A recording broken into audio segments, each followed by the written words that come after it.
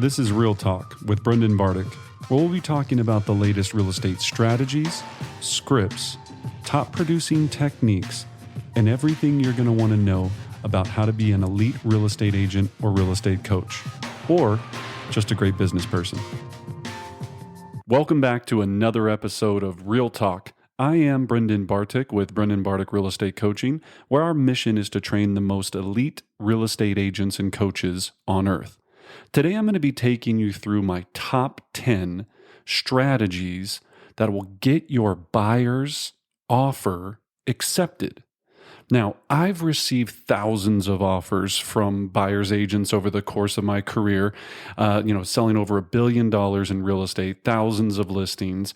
And what I've learned is not only from myself, but other top listing agents across the country is what they look for in offers to explain to their sellers which one is going to get to the finish line and which one is going to be the best overall situation for the seller to move forward and have a successful closing. So I'm going to go through those 10 with you. Stick around to the very end. I've got a pro tip there that I'm going to tie this all together with. So let's start with number one. Number one is appraisal gap coverage. So what this means is if you have an offer for $500,000 and the property is listed at $500,000, let's say that you want to try to win and beat the other competing offers, if there are competing offers, or if the agent or the sellers think there might be an appraisal issue, you want to provide appraisal gap coverage. So what that means is that when you make the offer, let's say the listing is at $500,000 and the offer you make is at $520,000, you can put in gap coverage that says, look, whatever the appraisal comes in at, we're going to cover that $20,000 difference. So let's say we're willing to go up to $20,000 over appraised value. So let's say the appraisal comes in at $500,000 or $505,000. That your buyer would be willing to pay $20,000 up to $525,000 to cover the gap of that difference if the property doesn't appraise at the offer you're making. All right. Now, you can do this a couple ways. Now, before you do anything, check with your real estate rules, your employing broker. This is not legal advice. These are just strategies that I've used and other agents have explained to me that they've used over the years to have massive success. All right. But always verify everything in your state with your legal department, with everything there. Again, this is not legal advice. These are just strategies. All right. So that's appraisal gap coverage. All right. Now you can also do appraisal gap coverage and not put a limit on it. Now, if you do this, of course, you have to explain to your buyer. So what that means is if the property that you're making the offer on is listed at $500,000, let's say you make your offer at $520,000 because there's competing offers, and the appraisal for some random reason would come in extremely low at $450,000, some bizarre reason. Well, now you're going to be covering $70,000, of appraised value difference. Now, your buyer would still have the ability, depending upon your state, to be able to terminate that agreement based upon the loan termination deadline. Now, this gets very gray and very fuzzy. So, be very careful with how you use these clauses and make sure that your buyer completely understands the risk and completely, I always put this in an email. I always make sure that I have confirmation back that they understand the risk involved. But again, to do these types of things to get them the house they want, a lot of times they feel very comfortable with moving forward. Okay. The second, number two, is to just waive the appraisal condition altogether. So no matter what the property appraises at, your buyers will be moving forward with the purchase. So you're waiving the appraisal objection altogether. All right. So that's a very powerful one. Makes sellers feel very comfortable, makes listing agents feel very comfortable that, hey, we don't care what this is going to appraise for, but you have to make sure your buyers have the cash available to make sure that they can go the distance to actually do this. Okay. All right. Number three is to buy the property as is with the right to inspect. So you're going to draft a clause in there that says, look, my buyer's going to be buying the property as is, but they still would like to have the inspection. That gives them the ability to terminate the agreement based upon the inspection, right? So as is with the right to inspect, but you're not going to be asking for any items. Now, if you really want to irritate a listing agent, and I'm telling you, and I know a lot of people that try this strategy, they write up offers like this, do the inspection, and then still submit an inspection objection and go, well, Brendan, my buyers still just felt that, there was too much and they needed to ask for these things. You just lost all credibility. You're going to, again, make everybody during this process irritated. So make sure if your buyer's going to buy this as is, they need to be crystal clear that they're buying it as is with the right to inspect, which means that they move forward or they cancel the contract based upon inspection. All right. Cool. All right. Now we're looking at number 4, waiving the inspection altogether. Okay. Now, again, depending upon your state and legal things, you need to make sure that you have this in agreement by your buyers, making sure that they understand that they are waiving their right. Now, I don't normally recommend this one, but if your buyer is a contractor, your buyer could be a home inspector. They feel very comfortable when they went through the property that they know what they're going into and they're not concerned about it. Then, of course, you could just waive the inspection altogether, making the listing agent and seller feel very comfortable that they're not even going to have to deal with any inspection or inspection concerns. Okay, but make sure you've disclosed to your buyer the risk involved in this. All right, number 5, you can make the earnest money go hard right out of the gate. So let's say that the earnest money is $10,000. You can just say, look, we're not playing around. No matter what happens, you sign this agreement today and everything else executes to the contract per what we've laid out. You get $10,000, boom, today, no matter what. All right. You can also split this up to do, half hard now and half once you're past inspection. You can structure this a number of ways. The seller wants peace of mind and they want to know that you have skin in the game so that they can feel comfortable to start planning what they need to do to move forward on the next purchase of their next home or, whatever it is that they're doing with their future. They just need to have security, and cash equals security. Okay. So again, but you need to make sure you advise the risk. All right. Now, you could double or triple the earnest money amount, not necessarily making it go hard. So number 6, double or triple the earnest money amount. So let's say that it's $10,000 and your buyers have the cash, put it at $30,000. So when your offer goes up against someone else, even though it's non-refundable, sellers love and agents love to see that, okay, hey, for whatever it is, even though it's still refundable, that they go, wow, they're really serious. They're putting $30,000 down, where this other offer is only putting $10,000 down. All right. So that's a big difference in the eyes of a seller and feeling more secure, even though the perception is that money's still pretty much refundable based upon inspections and appraisals and a number of other things, depending upon how your contracts work in your state. Okay. Number 7, you can offer a lease back for free or at low cost, what we call a post-occupancy. So this way, you make your offer and you say that the seller can stay in the home after closing for an additional 30, 60, sometimes even up to 90 days. That way that they can sell their home and then they can go ahead and have cash to buy their next home. Or if they're a little bit older and they have a lot of furniture or there's all kinds of things, there's not a seller out there that doesn't like to have cash in hand, feel secure about the closing, and then be able to move out. Instead of having to stress, some of you agents write 2 days of loan condition deadlines before the closing date. Well, that doesn't give anyone any peace of mind, puts the seller under a great deal of distress, and they don't feel comfortable with that. So if you want to get your offer accepted, find out what the seller's needs are and provide that convenience to them. A lot of times, time and terms can be more valuable than cash. right? Now imagine, but your buyer would still, your buyer needs to be able to stay in their lease or in their current home for X amount of period of time. But for a lot of people, that works out, right? It does. Number 8, keep the contract clean. What I mean about this is I've seen so many contracts written where the agent goes into the additional provisions and starts rattling off all kind of demands. Seller will have property professionally cleaned by day of closing. Seller will do this. Seller will do that. Seller will do this. They ask for every a thing in the property under the sun. So, seller will include this.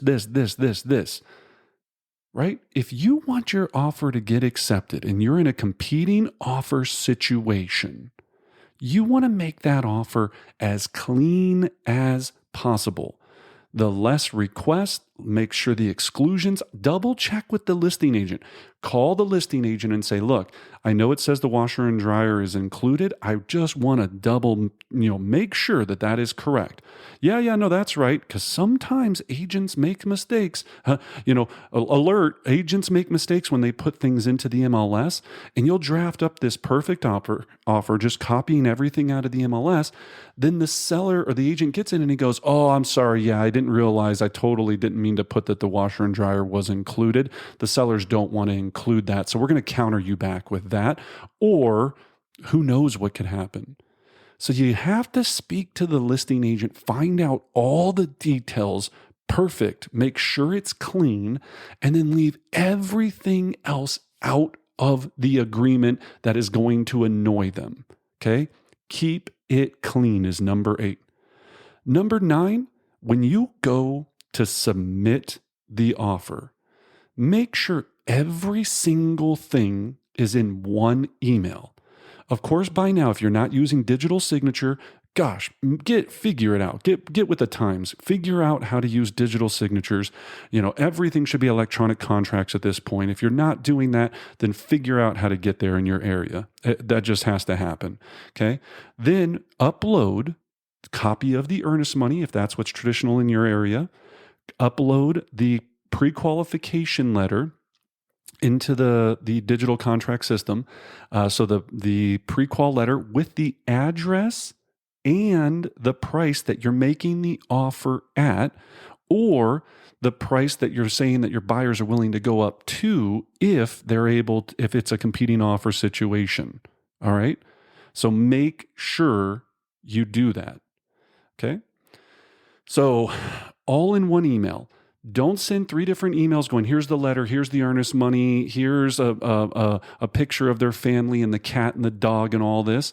One clean email that highlights the details of why your offer is so valuable. So bullet point, boom, boom, boom. My offer has this. I really look forward to working with you. If there's anything we can do to make this a win-win situation for your seller or a winning situation for your seller, please let me know. I look forward to speaking with you. Simple, clean, all in one email. Number 10 is an escalation clause. All right. So now every state's different. Some, have all kind of different rules on this, but an escalation clause basically states that when you go to submit an offer, if it's a competing offer situation, that your offer will beat all the other offers by said amount up to usually a certain price. So again, back to the 500,000. So if it's listed at 500, listing agent goes, look, we're going to have competing offers. Submit your highest and best offers by Monday at noon. All right. You could submit an offer at 500,000 with an escalation clause that says we'll beat any competing offer by $1,001, not to exceed $520,000. All right. That's how you can structure that. And you can also make sure you have verbiage that says that it has to be a verified offer. Talk to your broker, talk to your office about what those clauses look like. If you have question about our additional provision clauses and things that we utilize, feel free to email me at brendan@brendanbardick.com, or feel free to go to our website, brendanbartik.com. We have tons of resources on there. Check out our private Facebook group, where we post things like this almost on a daily basis. So Brendan Bartik Real Estate Coaching Facebook group, asked to be a member of that.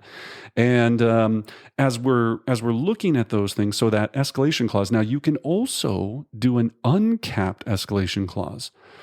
Again, you've got to make sure your buyers. So instead of saying we'll go up to 520, you just leave it uncapped so you can beat any offer out there, and then make sure after you go under contract, depending upon the other clauses you utilized, you could always explain to your buyer that they still have the ability to decide if they want to move forward based upon inspection and all of these other possible ways out if necessary. All right, so those are 10 amazing strategies that you can utilize to get your offer accepted. All right. So again, I'm just going to go through them just one more. Appraisal gap coverage, number 1. Number 2, waive the appraisal. Number 3, as is with the right to inspect. Number 4, waive the inspection. Number 5, make the earnest money hard. Number 6, double or triple the earnest money. Number 7, offer a lease back for free or for a very low amount, depending upon cost and or days. So 30, 60, 90, or you could do it for 30 days for free, or you could do it for 30 days for $500. Just depends. But again, the more advantageous it looks to the seller, the better off you'll be. All right. Number 8, keep it clean. Don't put a lot of garbage in there, and find out from the listing agent exactly what needs to be in there. All right. Number 9, all in one email. Have everything packaged, smart, precise, all in one email that makes it as easy as possible for the agent to send it to their clients and have it signed, reducing any amount of resistance to have that process happen. Okay. So earnest money, lender letter, all those things are accurate, all of that in there. All right. And then number 10, escalation clause. If you're in a competing offer situation, you can do capped or uncapped escalation clause stating that you'll beat any offer by X amount. Now, I do $1,001, right? Depending on the price point of the home. I just like that fact. I think it's kind of funny. And if a lot of people are doing, hey, we'll beat any offer by 500, 1,000, you never know that $1,001 might work. You could do 1,050. You could do 1,100. Think strategy here and explain to your buyers why you're doing certain things, because it's a strategy. They'll thank you for it. All right. That's the reason. 1,001, 1,050, 1,100. If it's a very high end property, it might need to be 5,000, 10,000, whatever it is, sweet enough to make sure that you think you're going to stand out over the other competing offers. That's what you're going to want to have in there. Okay. Now, all right. And now the last pro tip here. Okay. So here's the real underbelly of the world. Don't annoy the listing agent. All right. And I say this to you out there. I've been on the other side of it. I've made many of offers. I've done both of this, but what I see a lot of agents do is you'll start texting the agent 50 times. Hey, did you get the offer? Hey, did you get the offer? Hey, have you heard anything back from the seller? Hey, I was just curious. Do you think if I have 4 or 5 offers that the more annoying you are, the more I'm going to be really working with my seller trying to explain to them why they should want to work with you? If I think even for a second that you're remotely insane, I'm going to probably let my sellers know that this is how you're acting and that, maybe I have, not such a good feeling. Sellers will ask all this time. So they'll go, hey, Brendan, what do you think? Which one do you think we should go with? Hey, Brendan, which one do you think we should go with? What offer would you go with if it was your home? And if they ask me that question, I'm just telling you the underbelly of the business here. I'm going to tell them the one that I think is going to make it to the finish line. And that's going to be the one that's the most professional, the least annoying, the one that has the most common sense that I've been interacting with over time. And of course, the one that's the best price and best terms and all of those things. But a lot of times it could come down to all things being very similar. And it's just that the agent's annoying, and I don't want to have to spend the next 30 or 45 days dealing with something or someone that's going to be extremely frustrating. Okay? So be careful of that. Be very nice to the listing agent. Ask them exactly what the seller is looking for. Double check the MLS before you make that call to make sure you know everything that's listed in there. Don't waste their time and ask them. Don't call up the listing agent and be like, so what's the seller looking for as far as the inclusions, exclusions? Well, did you check the MLS? Oh, well, no. Oh, okay. Why don't you check the MLS? You can confirm that everything in the MLS is correct, obviously. Find out what the seller's situation is in regards to timing. Obviously, that's going to be very important. But again, when you're speaking to the listing agent, this is also your opportunity to build trust with them, build professionalism with them, make them go, hey, look, I want to feel that I'm going to have no anxiety after speaking with you and that everything's going to go well during this transaction. So pro tip, don't annoy the agent. Make your best offer, get all the information, and then wait. And then that's the best that you can do. If you think that going every 5 seconds, hey, yes, you can confirm that I've received the offer, put that in your email and ask for confirmation. In most digital technology, you can put that there's a read receipt when they open it and a number of other things. So feel free to verify that I received it because you are correct. If I receive 10, 15 offers, you might get lost in the sauce. You don't want that to happen. You can ask for that, but not every hour going, so did your seller make a decision yet? So what do you think? Do we have a shot? So, hey, do you think we're going to do this? You're not going to win. All right. So I hope this was helpful. Use these strategies. There are more than just these, but these are the top 10 that I know will definitely increase your ability to get your offer accepted. Check with your local, employing broker, legal team to make sure how to do these. Don't just start going winging out verbiage. It's going to put your buyers at risk. Protect your buyers at all cost, but inform them of things that they can do tactically and to have a strategy so they're winning these properties that they want and you're not just disappointing them time and time again. The buyer wants to get the house. They want to get to the finish line. They want you to get them there. Get out of your head that it's, well, hey, maybe they're paying too much money, or hey, they might not want to risk this. That's their decision to make, not yours. Okay? Get your buyer what they want and inform them of the risk. All right. So really enjoyed this session. Check out all of our episodes. Check out our YouTube page. We're going to be releasing all kind of information every single week. I'm excited for you to practice these strategies and techniques. Connect with us. And as always, I wish you great success.